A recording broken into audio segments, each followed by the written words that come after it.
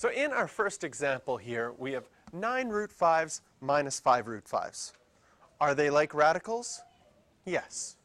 So here, in the word simplify, okay, we've learned in this previous section for radicals,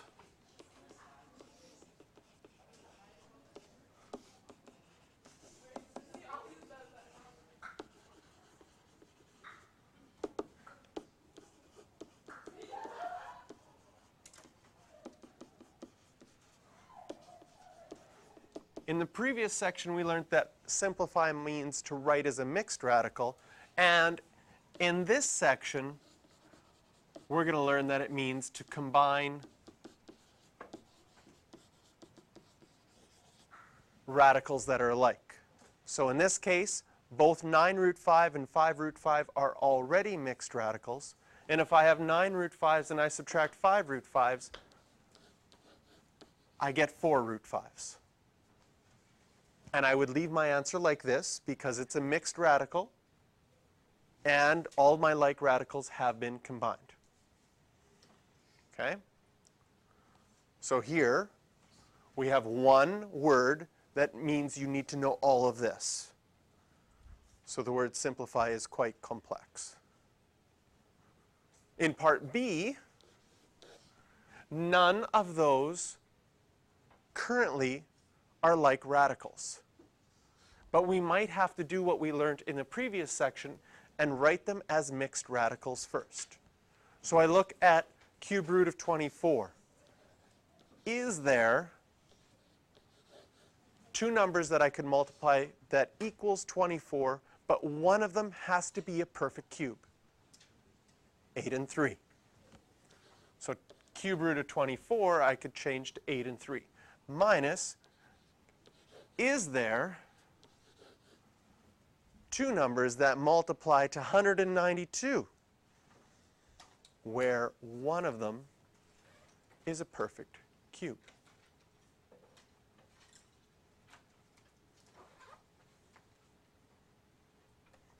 So one of the things you might do if you're unsure, because these are bigger numbers, you could go to your calculator and say, can I divide 192 by 8? Yes. Okay? So 8 works. So I could put 8 and 24 here. What do you notice about 24, though? 24 could be 8 and 3. So I'll start with this, because that was the first number we tried. We'll leave it at 8. It's not completely simplified. And 375,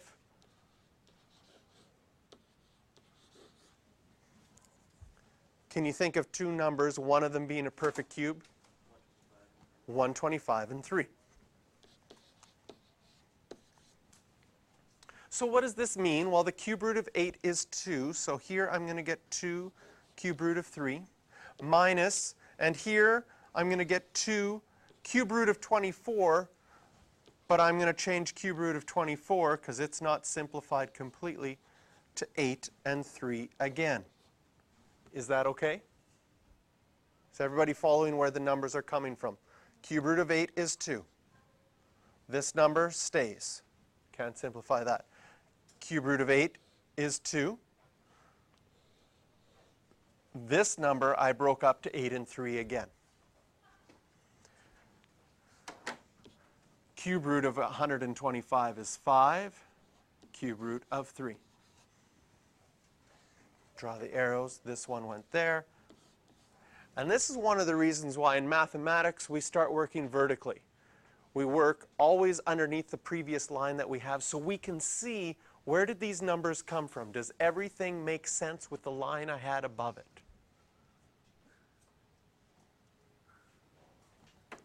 In this case, I can simplify this one more time. If this is negative 2 and this is another 2, what's negative 2 times another 2?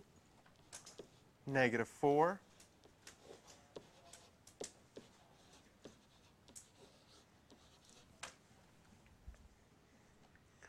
So by writing them each as mixed radicals and writing it as simple as possible, we find out that all three of those terms, they're like radicals. They're all cube roots of 3. So I have 2 cube roots of 3. Then I subtract 4. And then I subtract 5. How many cube roots of 3 will I have left? 2 minus 4 is negative 2 minus 5. I'll have negative 7 cube roots of 3.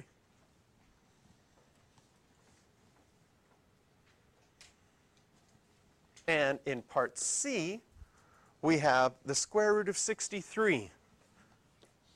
And since we're dealing with square roots, we would look on our powers chart at our perfect squares. Do you know a perfect square that divides 63? If not, start with 4. Does 4 divide 63? No. Next perfect square is 9. Does 9 divide 63? Yes. So it's going to be 9 and 7. And this is where your times table comes in really helpful, being able to work through these quickly. Then it's plus the square root of 40.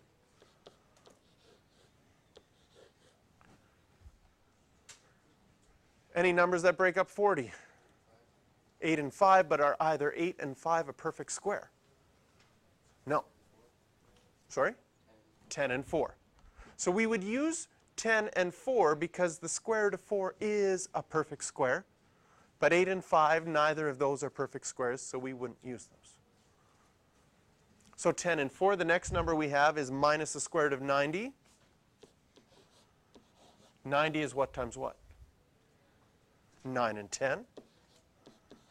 And finally, we have the square root of 28. And the square root of 28 is 7 and 4.